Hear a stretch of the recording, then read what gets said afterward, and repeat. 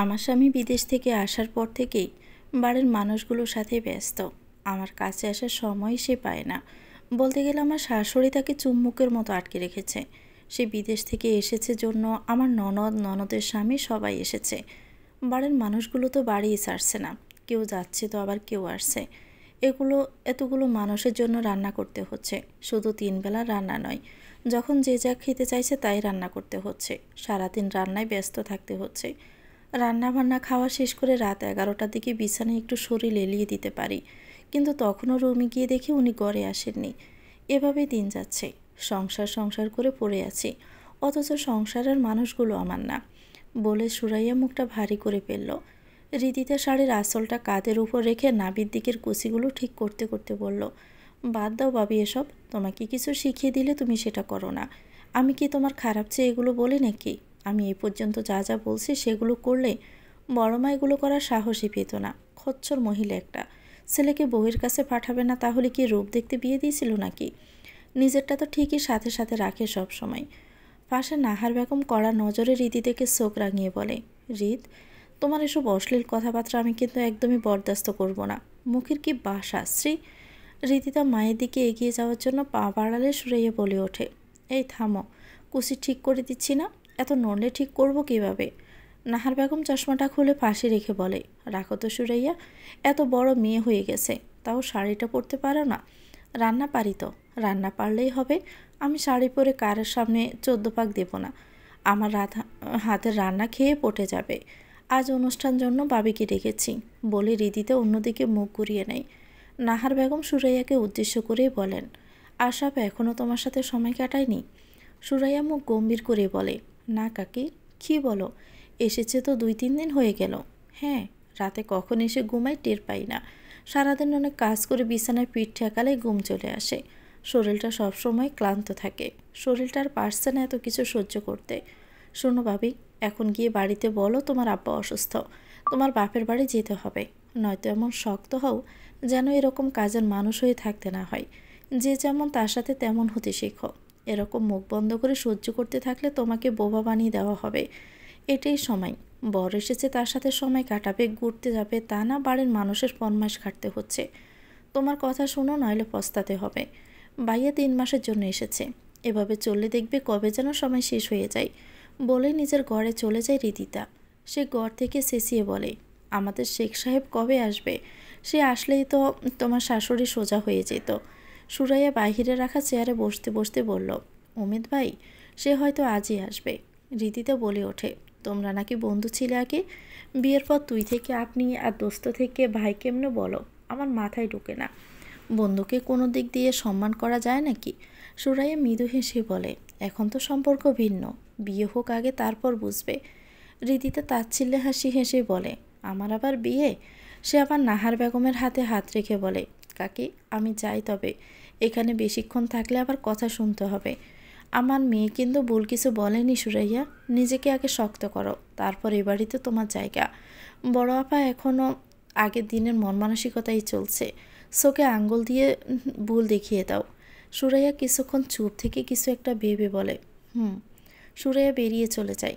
নাহার বেগম সুরাইয়া যাওয়ার দিকে তাকিয়ে থাকে। মনে মনে আফসোস করতে থাকেন তিনি। রীতিতা ঘর থেকে মাকে ডেকে বলে, আম্মা, আজ বাসায় আসতে লেট হবে। আমার ব্যাচের সবাই আসবে। আজ প্লিজ প্যারা দিও না প্লিজ। নাহার বেগম রান্নাঘরের দিকে যেতে যেতে বলে, তোর বাবা বাসায় আসবে। তোমার স্বামীকে বলে দিও সে 7 দিন ট্যুর দিয়ে বাসায় আসছে। আমি কিছু বলিনি। আমার কয়েক ঘন্টা যেন নষ্ট না করে দেয়। মুখের বাসা ঠিক কর রিদি। তোর বাবা হয় কিন্তু তোমার বর হয় না। বাড়ির সব দোষ আমার, তাই না? টাকা দাও। কিসের টাকা? বাহিরে যাচ্ছি, টাকা লাগবে না। আমার গত মাসের পুরো টাকা দিবে, আজ শুধু আয়েশ করব। উমেদ আসলে ওকে পাঠিয়ে দিব। না না, আমি চলে আসব। ড্রয়ারে টাকা আছে, নিয়ে যা। রীতিতার হাতে গিটার দেখেই বলে, গিটার কেন? গান গাইতে হবে তো। নাহার বেগম নিজের কাজে মন দেন। তিনি জানেন মেয়েকে কিছু বলে কোনো লাভ নেই। ওর বিরুদ্ধে গিয়ে কোনো কাজ করলে হিতে বিপরীত হবে। তার চেয়ে ভালো চুপচাপ থাকাই ভালো। নিজেকে রক্ষা করতে জানে সে। রীতিতা রুম থেকে বেরিয়ে মায়ের থেকে বিদায় নিয়ে রান্নাঘরে গিয়ে নাহার বেগমকে পিছন থেকে জড়িয়ে ধরে। কাঁধে চিবুক রেখে বলে, তোমার সাইড ব্যাগ লাগবে, তাই না? নাহার বেগম পেঁয়াজ কাটতে কাটতে বলে, আমার কিচ্ছু লাগবে না। তোমার বাবা কক্সবাজার গেছে, আসার সময় এগুলো নিয়েই আসবে। কোনো ব্যাপার না, আমার টাকা বেঁচে গেলে থাকো আসছি বলে রীতিতে বেরিয়ে যায়। নাহার বেগম গলা উঁচিয়ে বলেন, ফেরার পথে মিষ্টি নিয়ে এসো, আর হ্যাঁ, পাতলা শালটা নিয়ে যাও, সন্ধ্যার পর শীত লাগবে। রীতিতা সদর দরজায় এসে বলে, ও আম্মু, কালকে থেকে তাহলে আমি নতুন বাসায় উঠছি? নাহার বেগম রান্নাঘর থেকে বেরিয়ে এসে বললেন, এসব না করলে কি হয় না? রীতিতে একটা দীর্ঘশ্বাস ফেলেই বলে, না হয় না, আমার খুব কষ্ট হয়। সুরাইয়া ব্যাগ গুছিয়ে নিচ্ছিল। ময়না বেগম দরজায় দাঁড়িয়ে বললেন, নেহার রাহাত চলে যাচ্ছে, বের হয়ে এসো। সুরাইয়া পিছনে না তাকিয়ে বলল, আম্মা, আপনার বড় ছেলেকে একটু বলবেন আমাকে আমার বাড়িতে রেখে আসতে, সে না গেলেও যেন আমাকে বলে দেয়। ময়না বেগম এগিয়ে এসে বলেন, তা বাড়ি যাচ্ছ কেন? ভালো লাগছে না, আব্বাকে দেখতে ইচ্ছে করছে, একটু মায়ের আদর পেতে মন চাচ্ছে। এখানে কি খারাপ আছো নাকি? কথা শুনে মনে হচ্ছে এখানে কেউ তোমাকে ভালোবাসে না। বাসেন ভালো, সারাদিন যে বাড়ির এত এত কাজ, রান্নাবান্না করি, রাত 11টা বিছানায় পিঠ দিতে পারি। 2 দিন ধরে গায়ে জ্বর বড়ে বেড়াচ্ছি। জানতে চেয়েছেন কখনো আমার শরীরটা কেমন আছে? তুমি কি কিছু কইছো নাকি? একবারও কইছো যে তোমার জ্বর? না করলে টের পামু কেমনে? সুরাইয়া ময়না বেগমের দিকে ফিরে তাকান, স্থির হয়ে দাঁড়িয়ে বলেন, দেখেন তো আম্মা, আমার দিকে ভালো করে দেখেই বলেন, বোঝা যায় কি না? আসল ব্যাপার কি বলেন তো? এবারে সবার জন্য আমি থাকলেও আমার জন্য কেউ নাই, কেউ নাই। আর সব দরজায় এসে দাঁড়ালে সুরাইয়া তাকে দেখে বলে, আমার স্বামীও নাই আমার জন্য, আমার আসলে কেউ নেই এখানে, তাই এখানে আর মন টিকছে না। জনমানবহীন জায়গায় একা দিন কাটানো যায়, কিন্তু যেখানে মানুষ দিয়ে ভর্তি সেখানে নিজের মানুষ নাই, সেখানেই দম বন্ধ হয়ে আসে। বউকে সামলা আশরাফ, বউয়ের সাহস আর আহ্লাদ দুইটাই বাড়ছে। আশরাফের উপস্থিতি বুঝে ময়না বেগম কথাটা বলে রুম থেকে বেরিয়ে যান। সুরাইয়ার চোখ টলমল করছে, বারবার চোখের পাতা পেলে পানি লুকিয়ে ফেলে সে। আশরাফ এগিয়ে আসে সুরাইয়ার দিকে, বিছানায় বসে ব্যাগ সরিয়ে রেখে বলে, কি হয়েছে? সুরাইয়া অল্প শব্দ ব্যয়ে বলে, কিছু না, আমি বাড়ি যাব। বাড়ি কেন যাবে? ভালো লাগছে না, শান্তিতে শ্বাস নিতে চাই। অশান্তিতে আছো? তুমি প্রশ্ন করছো? নিজেকে প্রশ্ন করে দেখো তো, কেমন রেখেছো আমাকে? আশরাফ কিছুই বলে না। সুরাইয়া এবার ফুপিয়ে ওঠে, ভাঙা গলায় বলে, 2-3 দিনের বেশি হয়ে গেছে এসেছ। আমাকে কতটুকু সময় দিয়েছো বলো তো? সারা দিন রাত আমার রান্নাঘরে কেটে যাচ্ছে। খোঁজ নিয়েছো আমার? রাতে কখন এসে পাশে শুয়ে পড়ো সেটাও জানি না। স্বামী স্ত্রীর যে ব্যক্তিগত সময় কাটানো প্রয়োজন সেটা উপলব্ধি করতে পারো না। আশরাফ নিম্নস্বরে বলে, জানোই তো আম্মা অসুস্থ, আর বাড়ি ভর্তি মানুষ, সবাইকে সময় দিতে হয় তো। সবার জন্যই সময় বরাদ্দ আছে, আমার জন্য কোথায়? আম্মা অসুস্থ সেবা করছো, আর আমি যে অসুস্থ সেটার খবর পর্যন্ত নাওনি। অদ্ভুত না? আচ্ছা সরি, নেহা চলে যাচ্ছে, ওদের বিদায় দিয়ে এসো, আমরা এটা নিয়ে কথা বলছি। আমি বাড়ি যাব, ওদের সাথে আমাকেও বিদায় দাও তুমি। এমন করো না, বোঝার চেষ্টা করো একটু, আমি যথেষ্ট বুঝি, তুমি একটু বুঝলেই ভালো হয়। আর পুরুষ মানুষ শরীরে না, ব্যবহারেও হতে শিখো, সব দিকে ব্যালেন্স রাখতে শিখো। একদিকে সরে গেলে আরেক দিক হারাবে, সুতরাং বুঝদার হওয়া তোমার উচিত। যে পুরুষ মানুষ মন রাখতে পারে না তাকে কি বলে জানো তো? মেরুদণ্ডহীন পুরুষ বলে। আশরাফ রক্তলাল চোখে সুরাইয়ার দিকে তাকিয়ে তাতে দাঁত চেপে বলে, মুখ সামলে কথা বলবে, কি চাই তোমার? শরীরের ক্ষুধা বেড়েছে? বলে দরজা আটকে দেয় সে। আশরাফের কথা শুনে ঘৃণায় সুরাইয়ার শরীর থরথর করে কাঁপছে। কথা দিয়েও যে কাউকে ক্ষতবিক্ষত করে দেওয়া যায়, এই মুহূর্তটা যেন তার প্রমাণ। আশরাফ এসে সুরাইয়া দুবাহু শক্ত করে ধরে বিছানায় ফেলে দেয়। সুরাইয়া সেভাবেই থেকে বলে ওঠে, শরীরের আগে মনের খোরাক মেটাতে শিখুন শেখ সাহেব। আশরাফ চোখ বন্ধ করে কপালে হাত দিয়ে মুহূর্ত কয়েক দাঁড়িয়ে থাকে, তারপর বিছানায় ধপ করে বসে পড়ে। সুরাইয়া পাশেই বসে আকাশ পাতাল ভেবে চলছে। আশরাফ সুরাইয়ার হাত ধরে নরম স্বরেই বলে, আই এম সরি সুরাইয়া, এই 3টা দিনের জন্য সরি। তুমি জানোই তো বাহিরের মানুষের সামনে আমার লজ্জা বেশি, আর তাছাড়া মা অসুস্থ ছিল, আমাকে কাছে থেকে ছাড়ছিলই না। আমি যখনই বাড়ির বাহিরে মার কাছ থেকে ছাড় পেয়েছি অমনি রুমে এসেছি। কখনো পেয়েছি তোমাকে তো কখনো পাইনি, দূর থেকে তোমাকে দেখতে হয়েছে আমার।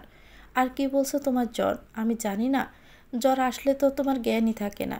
রাতে যখন আমি রুমে এসে তোমার গালে চুমু দিতে গিয়েছি, কপালে থাকা ছোট চুল সরাতে গিয়ে দেখি তোমার গায়ে প্রচণ্ড জ্বর। আমি রাত 2টা পর্যন্ত জলপট্টি দিয়েছি, ভেজা কাপড় দিয়ে যতটুকু পেরেছি শরীর মুছে দিয়েছি, যেন তাপমাত্রা কমে যায়। সকাল সকাল বের হয়ে ওষুধ নিয়ে এসেছি। তুমি আমার সাথে কথা বলছিলে না জন্য আমারও অভিমান হয়েছিল। ওষুধের পলিতে চিরকুট রেখে দিয়েছিলাম, সেটাও দেখোনি। আশাব কথা শেষ করে খাটের নিচ থেকে একটা বাটি বের করে সুরাইয়াকে দেখায়। দরজার পিছনে থাকা সাদা কাপড়টাও ইশারা করে দেখায় সুরাইয়াকে। আশাব বাটিতে আবারও নামিয়ে রেখে বলে, নারীর ভালোবাসা অল্পতেই চোখে পড়ে, কিন্তু পুরুষ লুকিয়ে ভালোবাসতে পছন্দ করে। তুমি কখনো একটা কথা মাথায় এনো না যে আমি তোমার জন্য নেই। আমার জীবনে মা তুমি দুজনে দুই দিক দিয়ে জরুরি। তোমাকে ভালোবেসে রাগ দেখাতে পারবো, বকতে পারবো, অভিমান করতে পারবো, কিন্তু মায়ের সাথে এগুলো করে ওঠা সম্ভব নয়। আমি আসলে দুঃখিত সুরাইয়া, আমি তোমাকে নিয়ে যথেষ্ট পরিমাণে চিন্তিত হয়তো ছিলাম না। আশরাফ বিছানা ছেড়ে উঠে বাইরে যাওয়ার জন্য দরজা থেকে পা বাড়ালে সুরাইয়া বলে ওঠে, শুনুন। আশরাফের পা থেমে যায়, পিছন ফিরিয়ে বলে, কাল অন্তত আমার জন্য সন্ধ্যায় সময় রাখুন, অনেক দিন বের হওয়া হয় না। ঠিক আছে। আর শুনুন। হ্যাঁ বলো। সরি। ভালোবাসি বলতে শিখো। রিদিতা আর ঈশিতা ভার্সিটিতে পৌঁছেছে অনেকক্ষণ আগে। সাহিল, পাউজি আর অনয়ের আসার কথা অনেক আগে, কিন্তু তারা এখনও এসে পৌঁছায়নি। রিদিতা ক্যাম্পাসে এসে বারবার কল দিয়ে যাচ্ছে পাউজিয়াকে। পাশে দাঁড়িয়ে আছে ঈশিতা। কল রিসিভ হতেই রিদিতা বলে উঠল, কী রে, কই তোরা? স্বামী বউ ঘর থেকে বেরোসনি? এদিকে আসবি না নাকি? তোরা দেরি করে আসবি সেটা বললেই হতো, তাহলে আমি আর ইস্যুও দেরি করে আসতাম। ফোনের ওপাশ থেকে পাউজিয়া বলে উঠল, গেটে দেখ একটু। রিদিতার সাথে সাথে তাকিয়ে দেখে পাউজিয়া চলে এসেছে। একা আসছে, সাথে সাহিল নেই। পাউজিয়া হেঁটে সোজা রিদিতার ঈশিতের কাছে এসে দাঁড়ালো। ঈশিতা তাৎক্ষণিক বলে ওঠে, কি লাগতেছে ভাই? সাহিল কি এমনি এমনি বইয়ের আসলের নিচ থেকে বের হয় না নাকি? ঘরে এরকম মারকাটারি পিগারের সুন্দরী বউ থাকলে কি অন্যদিকে নজর যায়? ঈশিতার কথায় লজ্জা পেয়ে যায় পাউজিয়া। রিদিতা এদিক ওদিক তাকিয়ে বলে, তোর বর কই?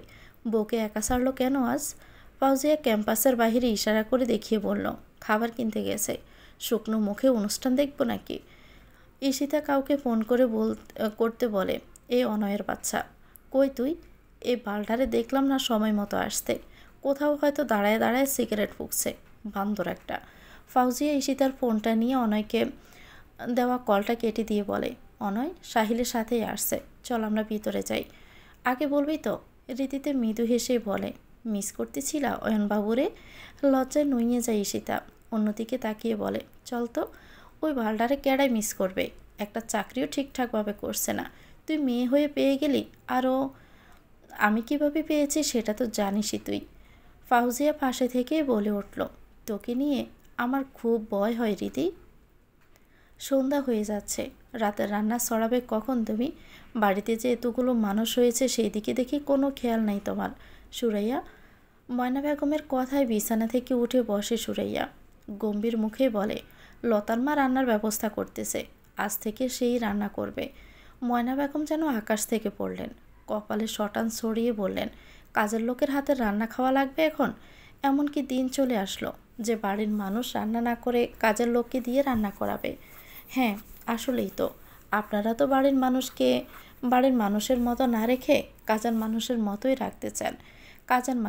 কাজের মানুষের মতো থাকলে সমস্যা কোথায়? তোমারে কাজের মানুষের মতনই রাখা হয় না বলছেন? সকাল 6টা থেকে রাত 10টা 11টা পর্যন্ত কে কামলা খাটে কন্ত? বাড়ির বউরা বাড়িতে কাজ করবেই, তোমারও করতে হবে। বাড়ির বউ আর কাজের মানুষের মধ্যে পার্থক্য আছে। তাছাড়া আপনার মেয়েরে দিয়ে দিনরাত এত কাজ করাতে পারতেন মা? ময়না বেগম যেন আগুনে জ্বলে ওঠে, দাঁতে দাঁত চেপে বলে ওঠে, আমার মেয়ে সপ্তাহখানেকের জন্য বেড়াতে এসে কাম করবে কেন?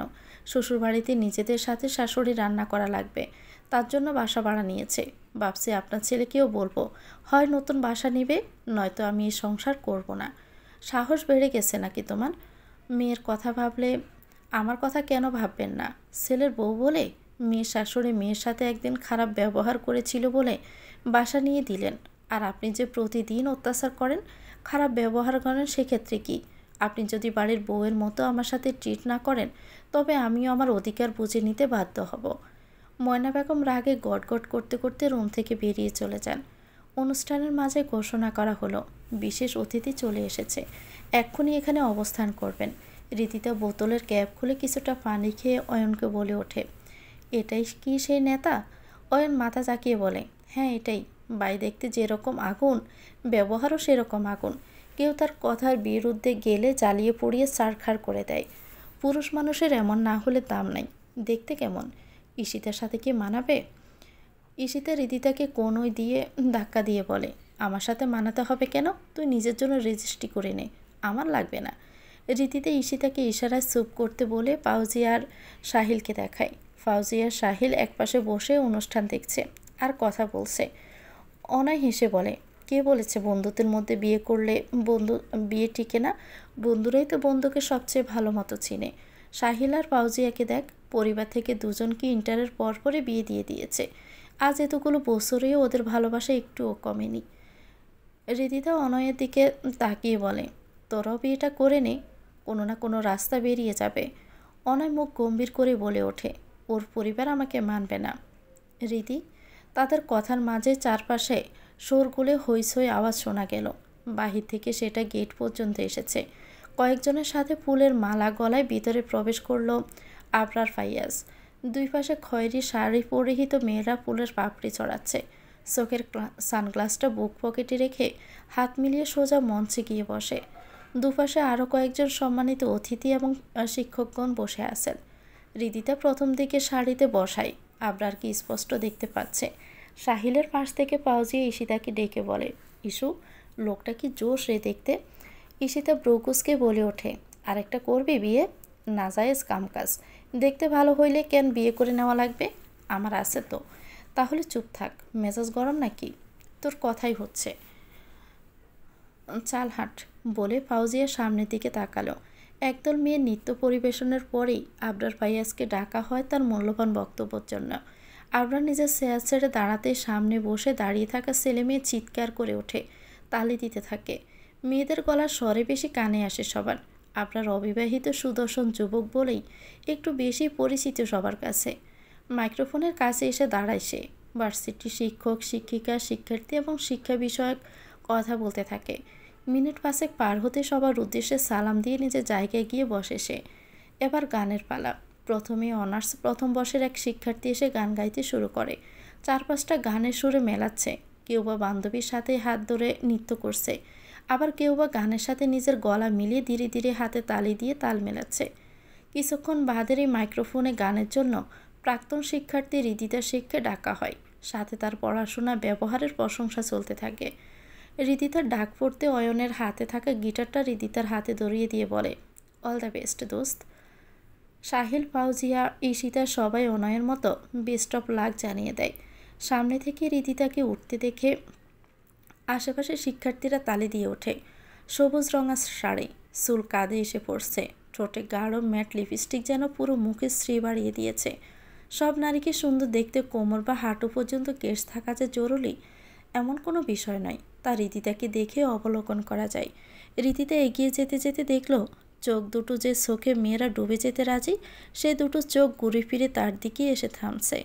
রীতিতা মুচকি হেসে মনে মনে বলে, আপনি এবার মরেছেন আপনার ফাইয়াজ, ডুবে ডুবে জল খেয়ে মরবেন।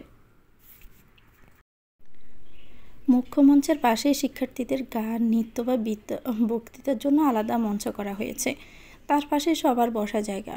সবাইকে পার করে রীতিতে নিজের জায়গায় গিয়ে দাঁড়ালো।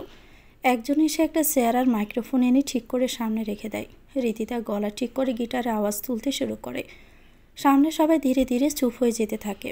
রীতিতা আশেপাশে তাকিয়ে মৃদু হেসে নিজের অতি পছন্দের গানটা শুরু করে। রীতিতার গান শেষ হতে চারপাশে হাততালি আর গানের গলার প্রশংসার ধুম পড়ে যায়। জায়গা ছেড়ে উঠে দাঁড়ায় সে। গান গাওয়ার সময় অন্য সবার সাথে অনুষ্ঠানের বিশেষ অতিথির নজরেও নজর মিলিয়েছে রীতিতা। সুদর্শন পুরুষের নজরে অহংকার থাকে, তারা মেয়েদের দিকে না তাকিয়ে মেয়েদের মন জিতে নিতে চায়। এজন্যই হয়তো রীতিতা যখন কিছুক্ষণের জন্য আবরার ফাইয়াজের দিকে তাকিয়ে গান গাইছিল, তখন সে নিজের ফোনের স্ক্রিনে ব্যস্ত ছিল। রীতিতা সিঁড়ি দিয়ে নামবে, তখনই বিভাগীয় প্রধান শরীফ আহমেদ তাকে কাছে ডাকে। রীতিতে এসে পাশে দাঁড়িয়ে সালাম দেয়। শরীফ আহমেদের পাশে বসে ফোনের স্ক্রিনে চোখ বুলিয়ে যাচ্ছে আবরার। শরীফ সাহেব সালামের জবাব দিয়ে বলেন, আসো কোথায় এখন? কেমন চলছে? কি করছো? আর বিয়ে হয়েছে তোমার? হৃদিতা মৃদু হেসে বলে, না স্যার, বিয়ে করিনি এখনও, জব খুঁজছি, ভালো একটা জব প্রয়োজন, বিয়ে নিয়ে এখনও কোনো ভাবনা নেই। তোমার সিভিটা ড্রপ করো তো আমার ইমেইলে, আমি তোমার জন্য কথা বলবো। কত ভালো স্টুডেন্ট ছিলে তুমি, আর তোমার কিনা জবের জন্য করতে হচ্ছে। কৃতজ্ঞতা স্যার। হৃদিতা গিটারটা রেখে ফোন হাতে নিতেই দেখে উমেদের নম্বর থেকে 4বার কল এসেছে। হৃদিতা ফোনটা হাতে নিয়ে ঈশিতাকে বলে, তোরা এখানেই থাকিস, আমি একটু কথা বলে আসছি। কল এসেছিল। কে কল করেছে? উমেদ ভাই, আমাদের শেখ সাহেব। এত মানুষের সামনে গান শুনে মজা আছে নাকি সুন্দরী? ফোন নাম্বারটা দাও, রাতে কল দিয়ে তোমার এই সুমধুর সুরে গান শুনবো। হৃদিতা উমেদের সাথে কথা শেষ করে নিজের জায়গায় উদ্দেশ্যে ফেলছিল। এমন সময় বিল্ডিংয়ের সামনে দাঁড়িয়ে থাকা কয়েকজন ছেলে হৃদিতাকে উদ্দেশ্য করে কথাটি বলে। হৃদিতা পিছন না তাকিয়ে 2-3 পা পিছিয়ে এসে ছেলেগুলোর দিকে তাকিয়ে মুচকি হেসে বলে, কার কার নম্বর লাগবে? বাইকে হেলান দিয়ে দাঁড়িয়ে থাকে একজন হাত দিয়ে সবাইকে ফিসিয়ে দিয়ে বলে, শুধু আমার। হৃদিতা আরেকটু কাছে গিয়ে বলে, কী চাই? ছেলেটাও বেহায়ার মতো মুখ এগিয়ে বলে, আপাতত নম্বর চাই, তারপর কী চাই সেটা সে নেব। সোয়া চাই না? চাই তো। হৃদিতা গায়ে সব শক্তি দিয়ে প্রবল বেগে একটা সর বসিয়ে দেয় ছেলেটার গালে। তার দুই পাশ থেকে দুজন এগিয়ে আসতে লাগলে গালে সর পড়া ছেলেটা তাদের থামিয়ে দেয়। আঙ্গুল দিয়ে হাতের গোড়ায় হাত দিয়ে দেখতে চোখ বড় বড় হয়ে যায়, রক্ত জড়ছে। হৃদিতা আঙ্গুল উছিয়ে বলে, সব মেয়েকে এক ভেবে ভুল করবি না। সব মেয়ে মাথা নিচু করে সব সহ্য করে নিতে জানে না। একটা আঘাতের পরিবর্তে কেউ কেউ জানটাও নিয়ে নিতে পারে। নেক্সট টাইম আমার সামনে তোদের কাউকে যদি অন্য কোনো মেয়েকে টিস করতে দেখেছি, চোখ একদম উপড়ে নেব। হৃদিতা মেন গেটের দিকে তাকিয়ে দুজন পুলিশকে দেখেই শয়তানি হাসি হেসে বলে, ওই যে দুজন ভূত দেখতে পাচ্ছি, বলবো নাকি গাড় মোটকে দিতে? ছেলেগুলোকে পিছনে তাকিয়ে লাঠি হাতে দুজন পুলিশকে দেখে শুকনো ডোক গিলে নেয়। তাদের মধ্যে একজন বলে ওঠে, সরি ম্যাম, এরকম ভুল আর হবে না। হৃদিতা তাকে হাত দিয়ে ইশারায় কাছে ডেকে বলে, আমার বাবা উকিল, রাসেল শেখকে চেনা আছে? একটা করে ধরবে, জেলে ভরবে আর টিপে টিপে মারবে। ছেলেগুলো অনুনয় বিনিময় শুরু করে দেয়। তারা বয়সে ছোট হওয়ায় তাদের ভয় দেখাতে হৃদিতার মজাই লাগছিল। তবে আফসোসও হচ্ছিল এটা ভেবে যে এতটুকু ছেলেগুলো ভদ্রতা প্রকাশের বয়সে কি অভদ্রতাটা নে করছে। হৃদিতা নিজের আসনের দিকে যেতে থাকে। মোড় ঘুরতে ধাক্কা লাগতে লাগতে বেঁচে যায় সে। কিছু বলবে অমনি সামনে তাকিয়ে কানে ফোন সমেত আবরার ফাইয়াজকে দেখেই থমকে যায় সে। সামনে দাঁড়িয়ে থাকা মানুষটার চোখের দিকে তাকাতেই দমে যায় সে। আবরার ফোনের ওপাশে থাকা ব্যক্তিটাকে বলে, ফোন রাখো, আমি পরে কল ব্যাক করছি। হৃদিতা পাশ কাটিয়ে চলে যাবে। এমন সময় ফোনটা পাঞ্জাবের পকেটে রেখে আবরার হৃদিতাকে ডেকে বলে, দাঁড়ান। হৃদিতা দাঁড়িয়ে যায়, মাথা নিচু করে বলে, জি বলুন। আপনি তো গান গাইলেন তাই না? জি আমি। সুন্দর গান করেন। গান নিয়ে এগোনোর ইচ্ছে আছে? হুম, শখে গাই। শখ তো প্রফেশনও হতে পারে। না, শখকে প্রতিটা মানুষ ভালোবাসে। শখ হচ্ছে এক একটা আবেগ, সবাই নিজের প্রফেশনকে পছন্দ করে না। বাহ, ভালো বলেছেন, কিন্তু গানের সাথে ভালো কথাও বলতে পারেন দেখছি। শুক্রিয়া। বাসায় কোথায় আপনার? সামনে বাসা ভাড়ায় থাকি। টার্মিনালের মেন রাস্তায় ওঠার ঠিক আগে হাতের বাম সাইডে গোলাপি রঙের বাসা। দুজন রুমমেটের সাথে থাকতে হয়। আচ্ছা, জব খুঁজছেন হয়তো? এটা আমার কার্ড, প্রয়োজন মনে হলে কল দিতে পারেন, বলে হৃদিতার হাতে একটা কার্ড ধরিয়ে দিয়ে চলে যায় আবরার। হৃদিতা আবরারের যাওয়ার দিকে তাকিয়ে মৃদু হেসে বলে, আপনাকে ভালো লেগে গেছে নেতা সাহেব। আমার যেটা পছন্দ সেটাকে প্রয়োজন নয়, প্রিয়জন বানিয়ে নিতে অভ্যস্ত আমি। উমেদ বাড়ি ফিরেছে অনেকক্ষণ। আসার পর থেকে বিছানায় উল্টা সিধা হয়ে গড়াগড়ি খাচ্ছে। ময়না বেগম কয়েকবার এসে জিজ্ঞেস করছিলেন অমিত কিছু খাবে কি না। উমেদ সব খাবারের কথায় নাকচ করে দিয়েছে। বাড়ি আসার পর একটা বারের জন্য সে সুরাইয়াকে দেখেনি। তার কাছে এটা আর নতুন কি। আশরাফ আর সুরাইয়ার বিয়ে হয়েছে 4 বছর। আশরাফ আগে থেকে বাহিরে থাকতো। 2 বছর আগে যখন বাসায় আসলো বিয়ে করতে, তখন প্রথমেই উমেদকে ডেকে বলেছিল সুরাইয়ার কথা। জানিয়েছিল সে সুরাইয়াকে বিয়ে করতে চাই। এই যে বিয়ে হলো, তারপর থেকে যেন সব কিছুর নতুন সূচনা হলো। আশরাফের বিয়ের পরেই মূলত বুঝতে শিখেছিল সে সুরাইয়াকে ভালোবাসে। বিয়ের আগে সেই দিনটার কথা মনে পড়লে বুক ভারী হয়ে আসে। মনে হয় কেউ বুকের উপর বসে আছে, এখনই গলা টিপে ধরবে। নিজের দোষে হারিয়ে ফেলা ভালোবাসার সম্মুখীন হওয়ার ভয়ে যন্ত্রণায় সে বাড়ি ফেরার পথ ভুলে গিয়েছে। 4 বছরে যতটা কম আসা যাওয়া সম্ভব সে এসেছে। রুমের বাহির থেকে মিহিলি গলায় কেউ বলে, চা পাঠিয়ে দিব আপনার জন্য। গলাটা কানে পৌঁছাতেই বুকটা কেঁপে উঠল উমেদের। ভাঙা ভাঙা গলায় জিজ্ঞেস করে, কেমন আছিস? ভালো আছি। চা খেলে বলেন, পাঠিয়ে দিচ্ছি। তোর হাতে চা হলে খাওয়া যায়। ক চামচ চিনি দিতে হবে? ভুলে গেছিস সব? ক চামচ? 1 চামচ। উমেদ আবারও বলে ওঠে, আমাদের বন্ধুত্বের সম্পর্কটা একদমই গোল্লায় গেছে, তাই না? সম্পর্ক ভিন্ন করেছিলেন আপনি। যার বউ হওয়ার স্বপ্ন দেখেছিলাম, আশায় বাঁচতে শুরু করেছিলাম, তার ভাইয়ের বউ হয়ে বসে আছি। দারুণ না? আজ আপনি আমার নিষিদ্ধ পুরুষ। আপনার সামনে যাওয়া তো দূরের কথা, আপনার দিকে তাকানো অন্যায়। সব পুরুষ তো বোকা হয় না, শখের নারীকে ছাড়ে না। আপনি ছাড়লেন কেন? ও সরি, আমি আপনার বন্ধু ছিলাম, শখের নারী নই। অমিত কিছুই বলে না। এক বিশ্রী যন্ত্রণা তাকে চেপে ধরে, গলা আটকে যায়, শব্দ বেরোয় না, নিঃশ্বাস বন্ধ হয়ে আসে তার। বাহিরে থেকে সুরাইয়ার গলা ভেসে আসে, অতীত ভুলে বর্তমানে ফিরে আসুন। আমি আপনার বড় ভাইয়ের বউ, সম্পর্কে বড় ভাবি। আপনি অযথা এরকম কথাবার্তা তুলবেন না, একাকী কোনো সময় সামনেও আসবেন না। অনুরোধ। ভালো চেয়েছিলেন আমার, ভালো থাকতে দিন। রাসেল শেখের মাঝরাতে ঘুম ভেঙে যাওয়ার অভ্যেস আছে। ঘুম ভেঙে গেলে তিনি হয়তো টুকিটাকি লিখতে বসেন, না হলে সমস্ত রুম হেঁটে বেড়ান। অন্য সব দিনের মতো আজও ঘুম ভেঙে গেছে। ডাইনিং টেবিল থেকে পানির বোতলটা নিয়ে রুমে ঢুকবেন। ডান পাশে চোখ যেতেই দেখেন মেয়ের রুমের দরজা খোলা। বোতলটা রেখে ধৃতি তার রুমের দিকে চলে যায় রাসেল শেখ। ভেতরে ঢুকে মেয়েকে বিছানায় দেখতে না পেয়ে বারান্দার দিকে এগিয়ে গিয়ে দেখে রীতিতে বেলকনিতে রাখা সোফায় ঘুমিয়ে গিয়েছে। রাসেল শেখ আর মেয়ের ঘুম না ভাঙিয়ে বিছানা থেকে পাতলা কম্বলটা গায়ে জড়িয়ে দিয়ে নিজের রুমে চলে যান।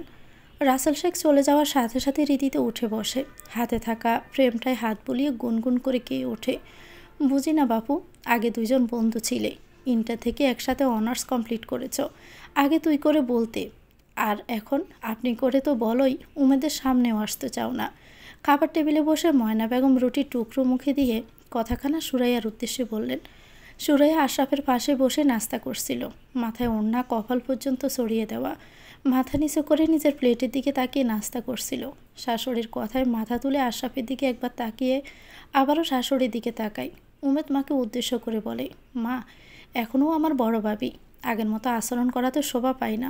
কী জানি বাপু, এসব নিয়ে তো কোনোদিন কিছু বলিনি। ননদের সাথে যেভাবে চলে, দেবরের সাথেও তো একটু বন্ধুত্বপূর্ণ আচরণ করে থাকতে হবে।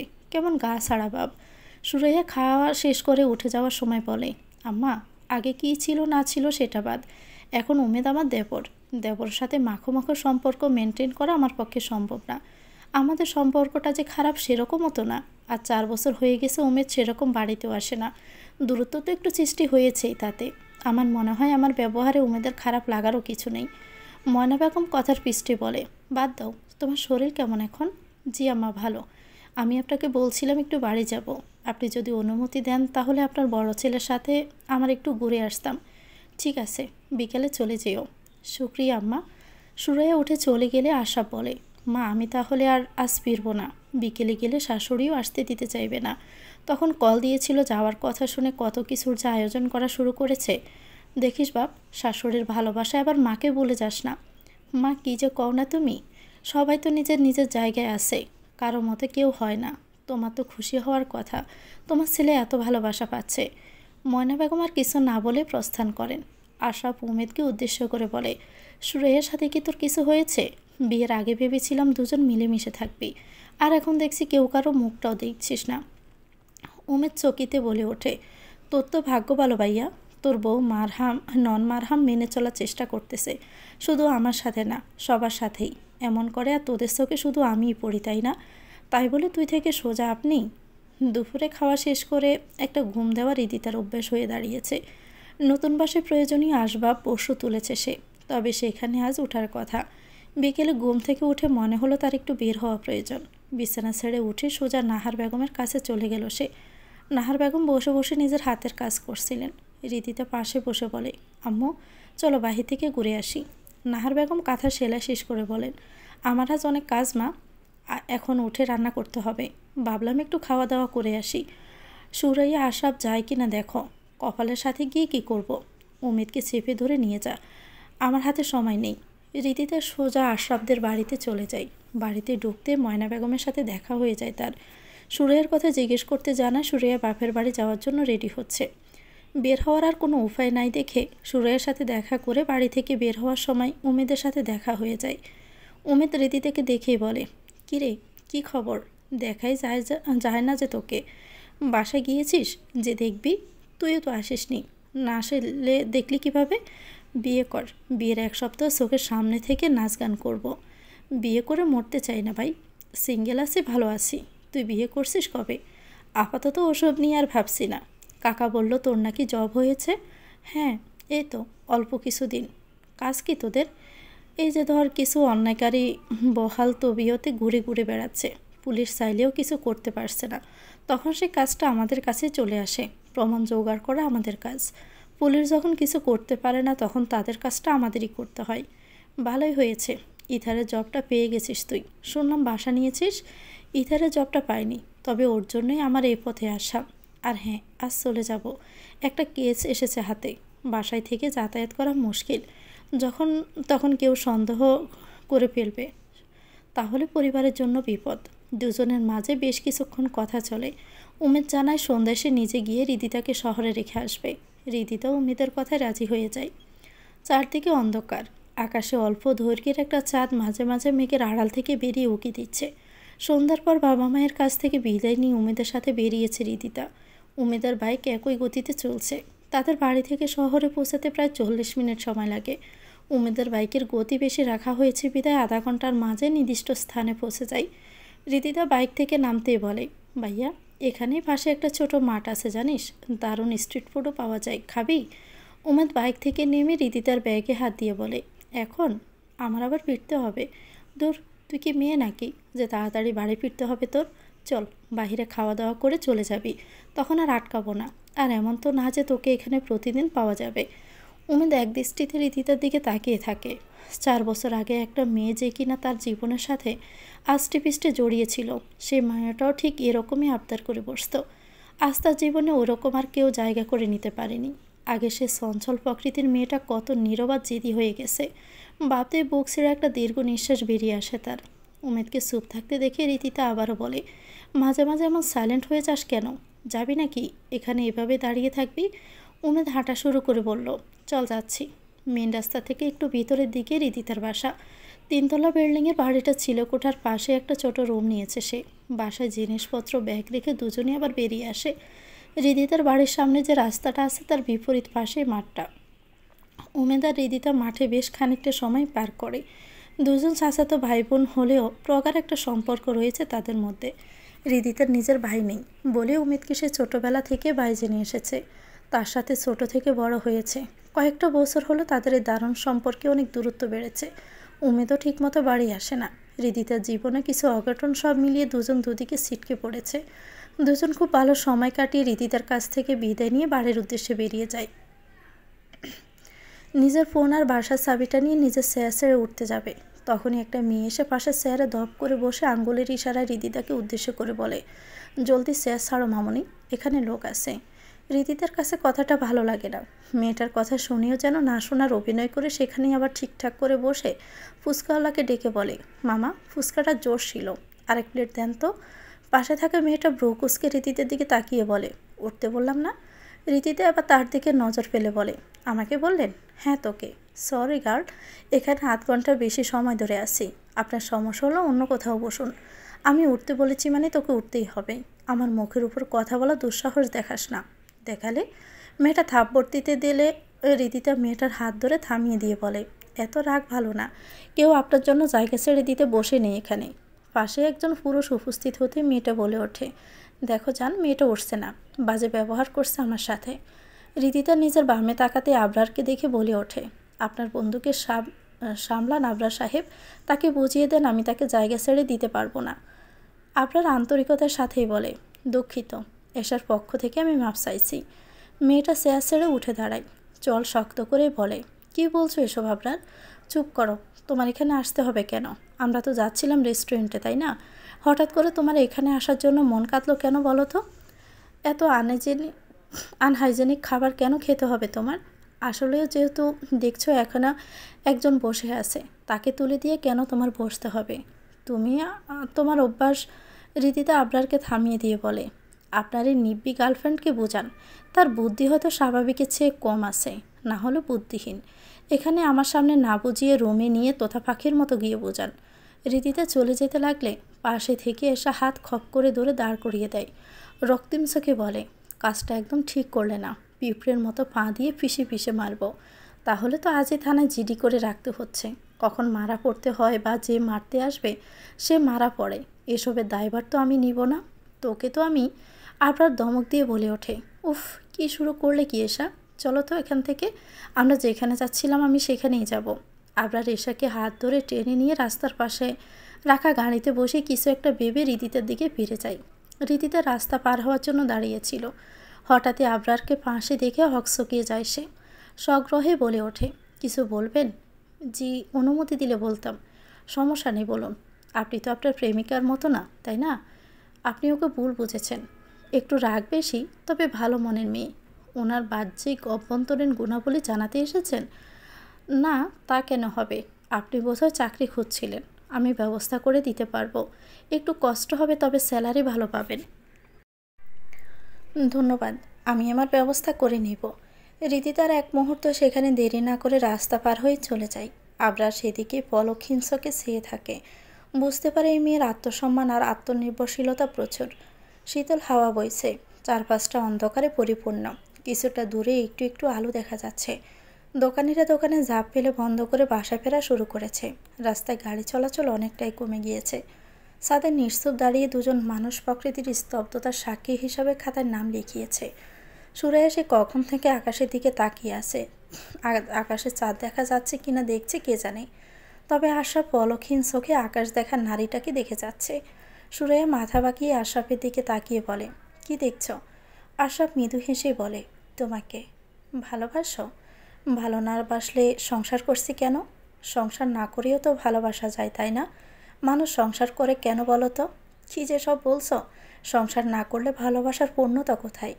আমাদের সংসার কত দিনের? আশরাফ কিছুক্ষণ নীরব থেকে বলল, 5 মাসের। 4 বছর বিবাহিত জীবনে আমাদের সংসার 5 মাসের। তোমার মনে হয় না আমাদের এবার মন দিয়ে সংসারটা করা উচিত?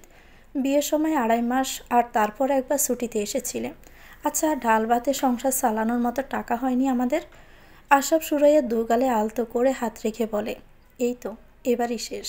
আর 2টা বছর থেকে আসি, তারপর শুধু তুমি আর আমি। দেশে ফিরে তখন জমানো টাকায় কিছু একটা শুরু করে দিব। আমাদের এই 1000 মাইলের দূরত্ব আমার আর ভালো লাগে না আশরাফ। এই 2টা বছর দেখতে দেখতে চলে যাবে, দেখো তুমি। সত্যি ফিরবে তো আমার কাছে? পুরুষ তার ব্যক্তিগত নারীর কাছে না ফিরে যাবে কোথায় বলো? বলে সুরাইয়াকে নিজের বুকের মধ্যে টেনে নেয় আশরাফ। সুরাইয়া শ্বাস প্রলম্বিত করে নিশ্চিন্তে আশরাফের বুকে মাথা রাখে। আবরার সাহেব আমাকে যোগাযোগ করতে বলেছেন। তিনি নাকি আমার জবের বিষয়টা দেখবেন। আমার মনে হয় এই অফারটা আমার কাজে লাগানো উচিত। রিদিতের কথা শেষ হতেই অপর পাশ থেকে কেউ অল্প শব্দে বলে ওঠে, আপনি আজ বিকেলে আমার সাথে দেখা করুন। ও হ্যাঁ, আরেকটা কথা, আবরার সাহেবের বাসাটা কোথায় জানা আছে তো আপনার? রিদিতা পায়ের বুড়ো আঙ্গুল দিয়ে মেঝেতে ঘষতে ঘষতে বলে, স্যার, উনি যেহেতু সেরকম বড় কোনো নেতা নন, তাই এ বিষয়ে কারো তেমন আগ্রহ থাকার কথাও না। তবুও আমি এখানে বাসা নেওয়ার আগেই খোঁজ নিয়েছি। উনি আমার বাসার সামনে দিয়ে যাতায়াত করেন। আমি বাসা দেখতে আসার দিনই এখানে সামনের স্টলে দেখেছিলাম। ঠিক আছে, নজরে রাখবেন। জি স্যার, বিকেলে আমি অফিসে আসছি। অফিসে না, আপনি ভার্সিটির সামনের রেস্টুরেন্টে বিকেল 5টায় চলে আসুন। জি স্যার। রীতিতা ফোনটা বিছানায় ছুঁড়ে ফেলে নিজেও বিছানায় ধপ করে বসে পড়ে। কপালে 2 হাত রেখে ভাবতে থাকে পরবর্তীতে কি করবে। অলসতা ঘিরে ধরার আগে চটপট করে রেডি হয়ে নেয় রীতিতা। আজ একজনের সাথে দেখা করার কথা আছে তার। 2 দিন পরে সুরাইয়া আর আশরাফ বাড়ি ফিরেছে। 2টা দিন এত তাড়াতাড়ি কেটে গেল যে এখনোই সুরাইয়া শ্বশুরবাড়িতে ফিরতে ইচ্ছে করছিল না। আধা ঘন্টা আগে ময়না বেগম আশরাফ কল দিয়ে জানালো ওনার নাকি শরীর খারাপ করছে। আবার তাই তো তড়িঘড়ি করে বাড়ির সবার কাছ থেকে বিদায় নিয়ে নিজের বাড়িতে ফিরেছে আশরাফ আর সুরাইয়া। সুরাইয়া বাড়ি ফিরেই শাশুড়ির রুমে চলে যায় আশরাফের সাথে। রুমে গিয়ে দেখতে পায় ময়না বেগম বিছানায় নেই। আশরাফ মা মা বলে ডাকতে রান্নাঘর থেকে ময়না বেগমের গলা শুনতে পাওয়া যায়। দুজনেই সেদিকে এগিয়ে যায়। রান্নাঘরের বাহিরে ধোয়া দিয়ে সেয়ে গিয়েছে। আশরাফ হাত দিয়ে নেড়ে নেড়ে সামনের পথটুকু পরিষ্কার করে মায়ের কাছে গিয়ে দাঁড়ায়। ময়না বেগম রান্নায় ব্যস্ত ছিলেন। আশরাফকে দেখে বলে ওঠেন, এসে গেছিস বাবা? আশরাফ পরপরই সুরাইয়া এসে আশরাফের পাশে এসে দাঁড়ালো। ময়না বেগমকে রান্নায় ব্যস্ত থাকতে দেখে বলে, মা, আপনি না অসুস্থ? রান্নাঘরে কি করছেন? ময়না বেগম আশরাফের গালে হাত দিয়ে বলে, আমার ছেলেটাকে দেখতে ইচ্ছে করছিল তাই আসতে বলেছি। তুমি ওখানে থেকে গেলেই পারতা। আশরাফ এতক্ষণে পুরো বিষয়টা ক্লিয়ারলি বুঝতে পেরে বলল, মা, সে তুমি এমনি এমনি আসতে বললেই চলে আসতাম। মিথ্যার আশ্রয় কেন নিতে হবে তোমার? চুপ করো তো। এমনি এমনি আসতে বললে তোর বউ আসতে দিত নাকি? না, আসতে দিতাম না। দেবই বা কেন? আপনার ছেলে তো আমি আসলে বেঁধে রেখেছিলাম। সুরাই আবার বেশ কড়া গলায় বলে, রান্নাঘর ছেড়ে বেরিয়ে যাই। দেখেছিস তোর বউয়ের সাহস কত, বুলি ফুটেছে কেমন। আশরাফ এবার একবার মাকে দেখে আরেকবার সুরাইয়ের যাওয়া, দুইটা হাত মাথায় দিয়ে বলে, তোমরাও না। রীতিতে সালোয়ার কামিজের সাথে সাদা ওড়না নিয়ে নেয়, আয়নার সামনে দাঁড়িয়ে নিজেকে একবার দেখেও নেয় সব কিছু ঠিকঠাক আছে কিনা। ঠোঁটের গাঢ় লিপস্টিক মুছে হালকা করে নেয়, আর দেরি না করে বিছানার উপর রাখা ফোন আর পার্স ব্যাগটা নিয়ে রুমটা লক করে বেরিয়ে যায়। গতকাল সে আবরারকে কল করেছিল। আবরার নিজেই তাকে আজ দেখা করতে বলেছে। হৃদিতা বাসার সামনে থেকে একটা রিক্সা নিয়ে নির্দিষ্ট গন্তব্যের দিকে ছুটে যাচ্ছে। প্রায় 5 মিনিটের মধ্যে রেস্টুরেন্টের সামনে এসে দাঁড়ায় রিক্সা। হৃদিতা ভাড়া দিয়ে নিজের কাছে টাকার অ্যামাউন্টটা একবার চেক করে নেয়। এখানে কিছু খাওয়া দাওয়া করলে টাকার সমস্যায় পড়তে হবে কিনা সেটাও বুঝে নেয়। দরজা ঠেলে ভিতরে প্রবেশ করতেই একদম ভিতরের দিক থেকে একজন হাত উঁচিয়ে ডাকে। হৃদিতা সেদিকে খেয়াল করতে দেখে আবরার বসে আছে। হৃদিতা আর দেরি না করে সেখানে গিয়ে বসে। আবরার হাতের ফোনটা টেবিলের উপর উল্টো করেই রেখে বলে, কেমন আছেন? হৃদিতা মৃদু হেসে বলে, জি আলহামদুলিল্লাহ। আপনি? ভালো আছি। আবরার খাবারের মেনু এগিয়ে দিয়ে বলে, নিন দেখুন তো কি নেওয়া যায়। আপনার যেটা ইচ্ছে হয় সেটা নিন, আমার সবেতেই চলবে। আবরার মেনু দেখতে দেখতে বলে, আপনি এখানে একাই থাকেন? বাসায় কে কে আছে আপনার? নিজের আসল পরিচয় দেওয়া ঠিক হবে কি না ভেবে পায় না সে। হঠাৎই বলে ওঠে, আমার মা বাবা নেই। চাচার বাসায় ছিলাম প্রায় 4 বছর। তারা বিয়ে দিতে চাইছে তাই সেখান থেকে বেরিয়ে এসেছি। 15,000 টাকার মধ্যে কোনো জব হলেই হয়ে যাবে। আপনার খাবারের অর্ডার দিয়ে হৃদিতার দিকে তাকাই, একবার পর্যবেক্ষণ করে নেয় তাকে, তারপর বলে, সিবি এনেছেন? জি এনেছি। হৃদিতা ব্যাগ থেকে সিবি বের করে আবরারের হাতে দেয়। আবরার পুরো সিবিতে চোখ বুলিয়ে নেয় একবার, ফিরিয়ে দিয়ে বলে, আপনার মা বাবা কবে মারা গিয়েছে? হৃদিতা চকিতে বলে, কোভিডে। দুজন একসাথে আক্রান্ত হয়েছিল। আচ্ছা আচ্ছা, কম্পিউটার ইউজ করতে পারেন তো, তাই না? জি পারি। আচ্ছা ঠিক আছে, আমি রাতে আপনার সাথে কথা বলে নিব। হৃদিতা হ্যাঁ সূচক মাথা নাড়ে। আবরার আবারও বলে, এসার সাথে থাকতে পারবেন? হৃদিতা বুঝতে না পেরেই বলে, সরি বুঝতে পারিনি। এসার সাথে থাকতে হবে, পারবেন? যার সাথে সেদিন আপনার ঝগড়াটা বেঁধেছিল। হৃদিতা মুখটা গোমড়া করেই বলে, এই বাচ্চা মেয়েটাকে সিংহীন কাছে দিবেন? হৃদিতার কথা শুনে আবরার হু হু করে হেসে ফেলে। হৃদিতা মাথা নিচু করেই ছিল। আবরারের হাসি শুনে সামনে তাকালে আবরারের হাসি মাখা মুখটা দেখে এক পলকেই তাকিয়ে থাকে। মনে মনে বলে, কি সুন্দর হাসতে পারে এই লোকটা।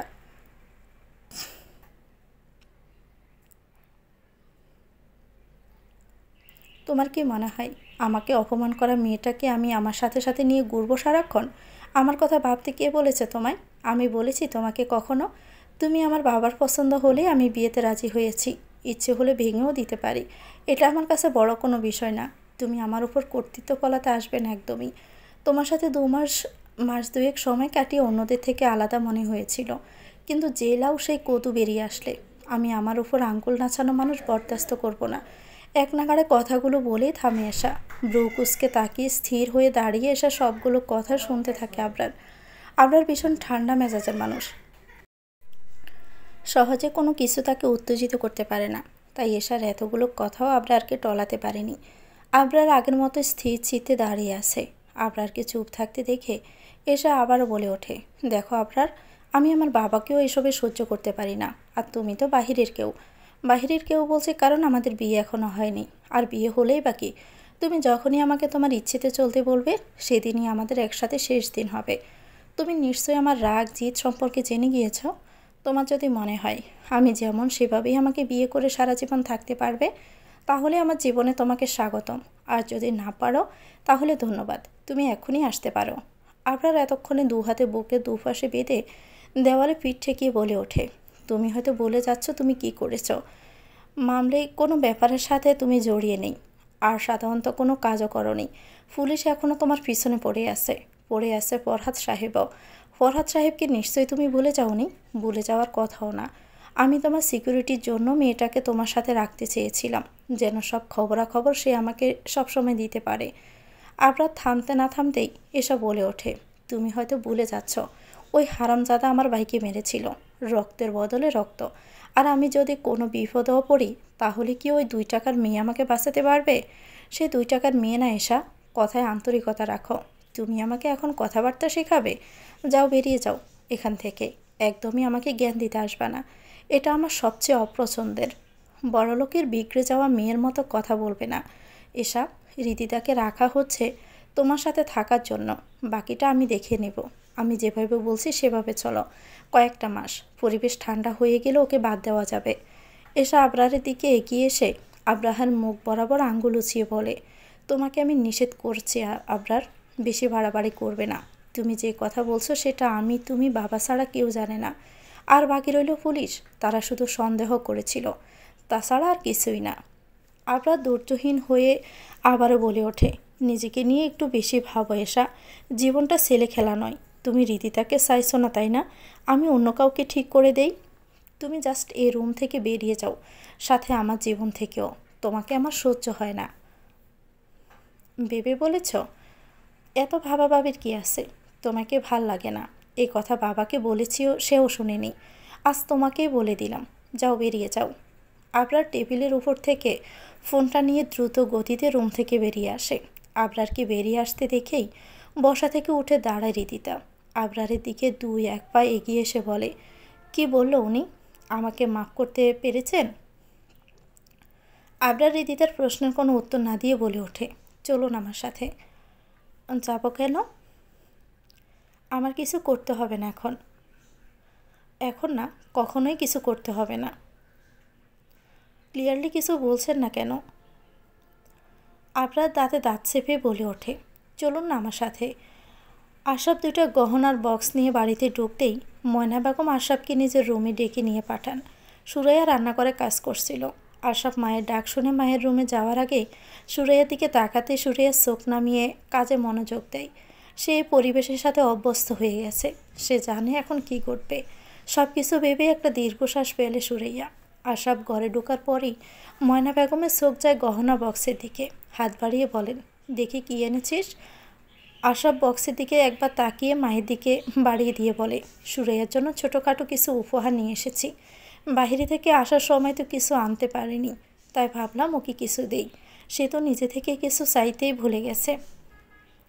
ময়না বেগম একটা বক্স খুলে ভিতরে স্বর্ণের 2 জোড়া কানের দুল দেখে আরেকটা খুলে সেখানে 2টা স্বর্ণের আংটি দেখতে পাই।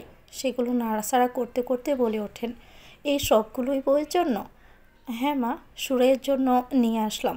ওকে তো তেমন কিছুই দিতে পারিনি। মায়ের জন্য কি এনেছিস? তোমার কি কিছু চাই? আমাকে বলো তোমার কি লাগবে, আমি বলবো, তারপর নিয়ে আসবি। না মানে, তোমার জন্য গতবার নিয়ে এসেছিলাম, তাই আর আজ কিছু আনিয়ে আসিনি।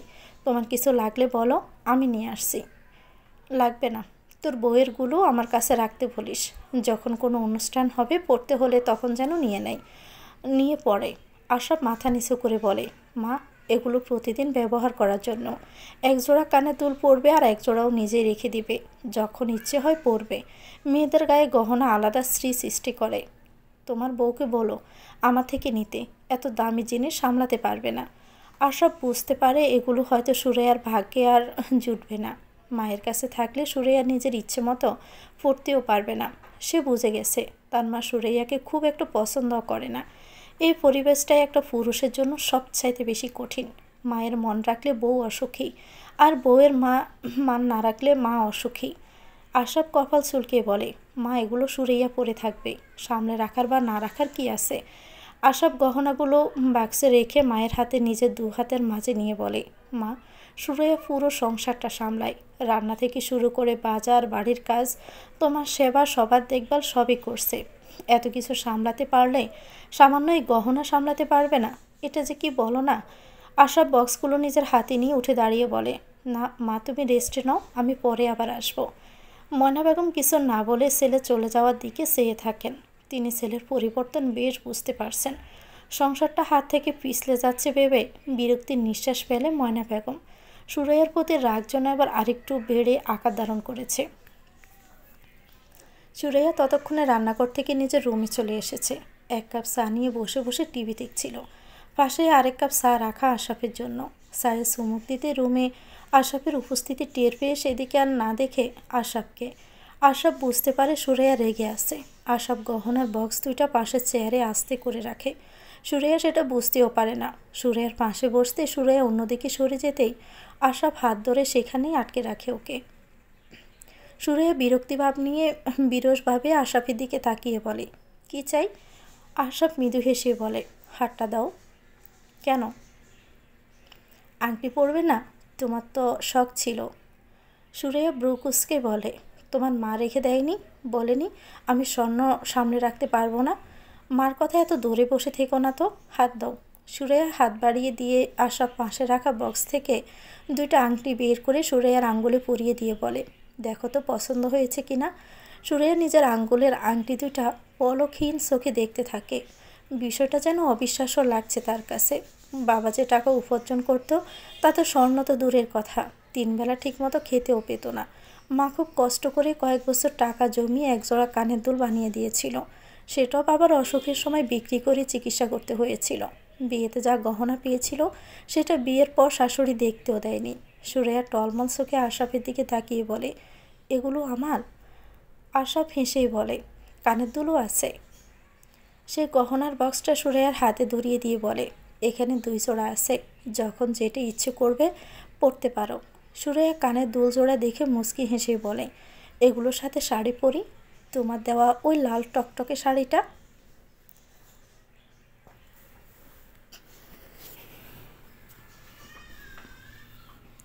সুরাইয়া বিকেলে একটু উপন্যাসের বই নিয়ে বসেছিল। আশরাফ পাশেই শুয়ে শুয়ে ঘুমাচ্ছে। বইয়ের পাতায় কিছুতেই মন দিতে পারছে না সুরাইয়া। বারবার আশরাফের মুখের দিকে চোখ চলে যাচ্ছে। কে বলেছে ঘুমানোর সময় শুধু নারীকে নিষ্পাপ লাগে? কোনো নারী কি ব্যক্তিগত পুরুষকে ঘুমন্ত অবস্থায় এরকম পলকহীন চোখে দেখেছে? দেখলে বুঝতো ঘুমন্ত পুরুষের মুখে এক রাজ্যের মায়া মাখা থাকে। সুরাইয়া বইটা বন্ধ করে পাশে রেখে দেয়। ফোনটা হাতে নিয়ে কয়েকটা ছবি তুলে নেয় আশরাফের। ছবিগুলো একে একে দেখে মিটিমিটি হাসতে থাকে। মনে পড়ে 2 দিন আগের কথা। সুরাইয়া যখন স্বর্ণ পেয়ে খুশিতে লাল শাড়িটা পরেছিল তখন আশরাফ তাকে সীমাহীন লজ্জায় ফেলে দিয়েছিল। সুরাইয়া শাড়ি পরে যখন চোখে গাঢ় করে কাজল দিচ্ছিল তখন আশরাফ আসমকে বলে ওঠে, চোখে কাজল দিচ্ছ দাও, ঠোঁটে লিপস্টিক দিও না। তোমাকে কষ্ট দিয়ে তোমার চোখের পানি এনে কাজল নষ্ট না করলেও লিপস্টিকের দায়ভার আমি নিতে পারবো না। আশরাফের কথা কানে আসতে চোখ বন্ধ করে ফেলে সুরাইয়া। মনে হচ্ছিল মাটি পাকা হয়ে গেলে সে ভিতরে ঢুকে যাবে। সুরাইয়ার অবস্থা দেখে আশরাফ উচ্চস্বরে হেসে উঠেছিল। সুরাইয়া শুধু মুখে আদার নামিয়ে বলেছিল, লাগাম ছাড়া কথা বলবেন না তো একদম। সেদিনের কথা মনে পড়তে পিক করে হেসে ফেলে সুরাইয়া। আশরাফ গুম গুম চোখে বলে ওঠে, হাসছো কেন? জিনে ধরলো নাকি আমার বউকে? সুরাইয়া ফোনটা পাশে রেখে বলে, দৌড়লেই বা কী করবেন? নাক ডেকে ঘুমিয়ে যাচ্ছেন। ঘরে যে আরেকজন মানুষ আছে তার কোনো খেয়াল নেই। কে বলেছে খেয়াল নেই? বলে সুরাইয়ার হাত ধরে টেনে নিয়ে নিজের কাছে নিয়ে এসে কোলে মাথা রেখে চোখ বন্ধ করে ফেলে আশরাফ। সুরাইয়া আশরাফের মাথায় হাত বুলিয়ে দিতে দিতে বলে, চা খাবে? বানিয়ে নিয়ে আসবো? মন্দ হয় না, তোমার হাতে চায়ে কখনো না বলা যায় না। কথাটা শুনতেই বুকের ভিতর সুচালো ব্যথার সৃষ্টি হয় সুরাইয়ার। যতই মানুষটাকে ভুলে থাকতে চাই কোনো না কোনো কথায় তার কথা ঠিকই মনে পড়ে যায়। সুরাইয়া আস্তে করে উঠে বলে, আমি চা নিয়ে আসছি। সুরাইয়া রান্নাঘরের দিকে যেতে থাকে। কাকতালীয়ভাবে তখনই উমেদ নিজের ঘর থেকে বেরিয়ে আসতে আসতে সুরাইয়াকে উদ্দেশ্য করে বলে, চা করতে যাচ্ছিস? উমেদের গলা শুনে তাড়াতাড়ি করে মাথায় কাপড় দেয় সুরাইয়া। থেমে গিয়ে বলে, হ্যাঁ লাগবে। 1 কাপ চা পেলে ভালো হতো। ঠিক আছে, পেয়ে যাবেন। সুরাইয়ার কথা না বাড়িয়ে সোজা রান্নাঘরের দিকে চলে যায়। চায়ের জন্য পানি বসিয়ে দেয় চুলোয়। অতীত মাথা ছাড়া দিয়ে ওঠে। সেদিন ছিল শুক্রবার, ক্লাস বন্ধ। হঠাৎই উমেদের মেসেজের নোটিফিকেশন পেয়ে মুখে হাসি ফুটে ওঠে সুরাইয়ার। মেসেঞ্জারে গিয়ে দেখে উমেদ মেসেজ করেছে, বাড়ি আছিস? সুরাইয়া তৎক্ষণাৎ রিপ্লাই করে, না, তোর মনের মধ্যে আছি। খুঁজে পাচ্ছিস না?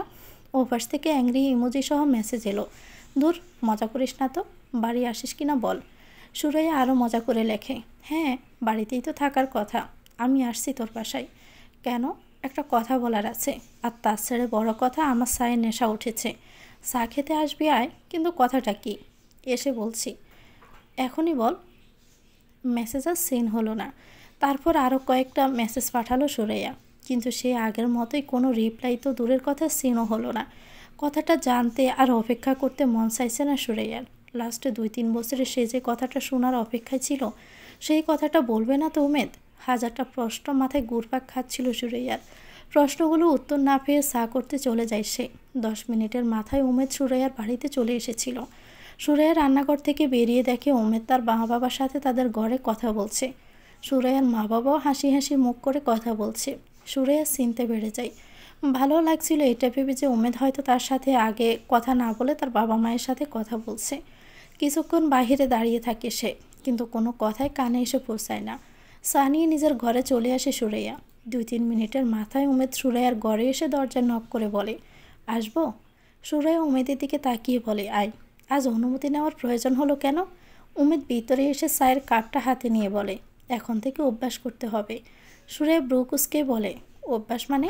উমেদ পকেট থেকে কয়েকটা চকলেট বের করে সুরাইয়ার হাতে দিয়ে বলে, চকলেট খা, বাইয়ে নিয়ে আসছে। সুরাইয়া চকলেটগুলো টেবিলের উপর রেখে বলে, কথা শেষ কর। উমেদ চায়ের চুমুক দিয়ে বলে ওঠে, বলছি, এত অধৈর্য হচ্ছিস কেন তুই? হচ্ছি তার কারণ আছে, অনেকক্ষণ অপেক্ষা করিয়েছিস, জলদি বল। কথাটা হচ্ছে, বলে মিটিমিটি হাসতে থাকে উমেদ।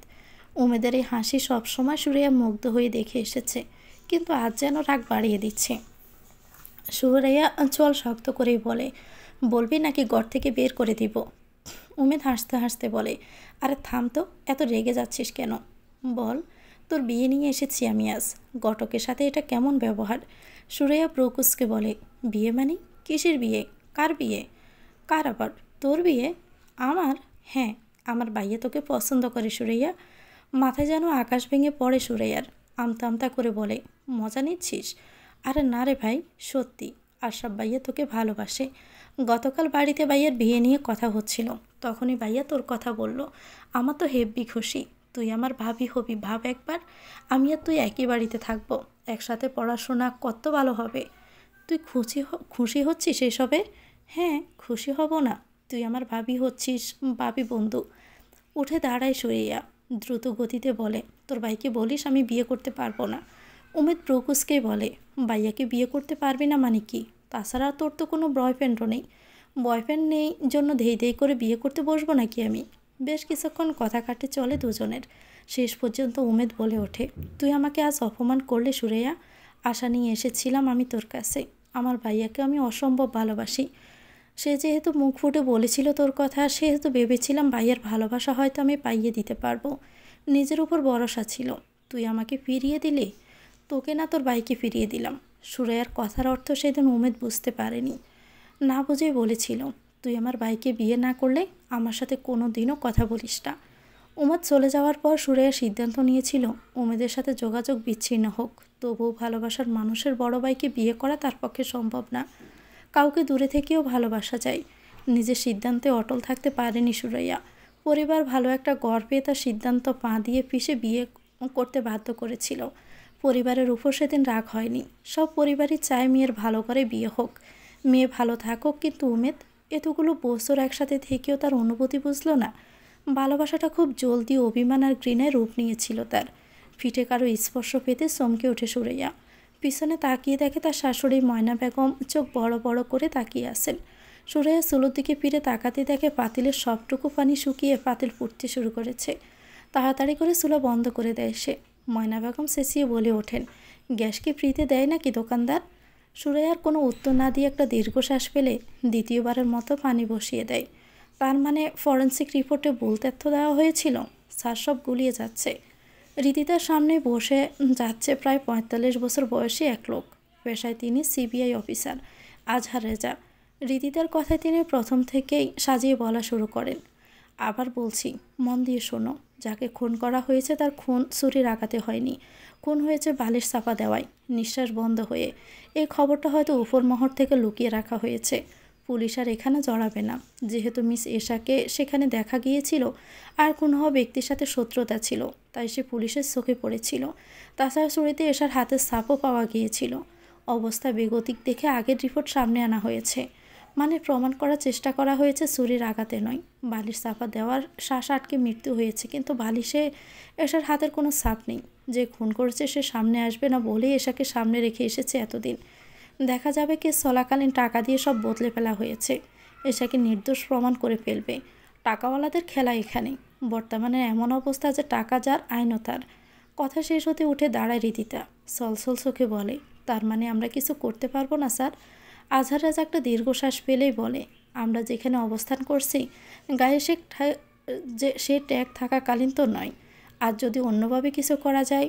আজহার রাজা উল্টো প্রশ্ন করেন, কিভাবে? যেভাবে হোক খুনিকে তো আমি খুঁজে বের করবই, আর শাস্তিও আমিই দিব। আপনি শুধু আমাকে সাহায্য করবেন, কথা দিন স্যার। আজহার রাজা রিদিতার মাথায় হাত রেখে বলে, তোমার জন্য আমি সব সময় আছি, তোমার আঙ্কেলের দোয়াও সবসময় তোমার সাথে থাকবে। রিদিতা রেস্টুরেন্ট থেকে বেরিয়ে আসে, আকাশের দিকে তাকিয়ে বলে, সব কিছু এত কঠিন কেন আল্লাহ? যত কঠিনই হোক না কেন, এর শেষ আমি খুঁজে বের করবই আমি। রিদিতা রুমে আসতে মায়ের কল আসে। রিদিতা গলা ঠিক করে নিয়ে কলটা রিসিভ করে নেয়। ফোনের ওপাশ থেকে নাহার বেগম বলে ওঠেন, রিদিতা মৃদু গলায় বলে, হ্যাঁ আম্মু, কী করছো? সেলাই বসেছিলাম। তো শরীর ভালো? খেয়েছিস? হ্যাঁ মা, খেয়েছি, শরীরও ভালো। আব্বু কোথায়? তোর আব্বুও ভালো আছে। বাড়ি আসবি না মা? তোকে দেখতে ইচ্ছে করছে। গরুর মাংস রান্না করে রাখেন ম্যাম, আমি কালই চলে আসছি। নাহার বেগম মৃদু হেসে বলে, আর পায়েস? क्या बात है नाहर जी, सब कुछ पका लो मेरे लिए, मैं जल्दी आऊँगी, आ जाओ। বলে নাহার বেগম কল কাটলে রিদিতা ল্যাপটপ নিয়ে বসে। অনেকক্ষণ বসে বসে সেটাই ঘাটাঘাটি করতে থাকে। চোখে ঘুম চলে আসে রিদিতার। ফোনটা চার্জ দিয়ে ঘুমোবে ভেবে ফোনটা হাতে নিতেই দেখে আবরারের নাম্বার থেকে 4বার কল এসেছিল। ফোন স্ক্রিনটা এই মুহূর্তে একটু হলেও আনন্দ দেয় রিদিতাকে। মৃদু হেসে বলে, আবরার সাহেব। তো ভিউয়ার্স, গল্পটির নাম হচ্ছে প্রেমরঙা জলছবি। এটা গল্পের প্রথম অংশ। পরবর্তী অংশ পেতে চ্যানেলটিকে সাবস্ক্রাইব করে আমাদের সাথে থাকবেন। আল্লাহ হাফেজ, আসসালামু আলাইকুম।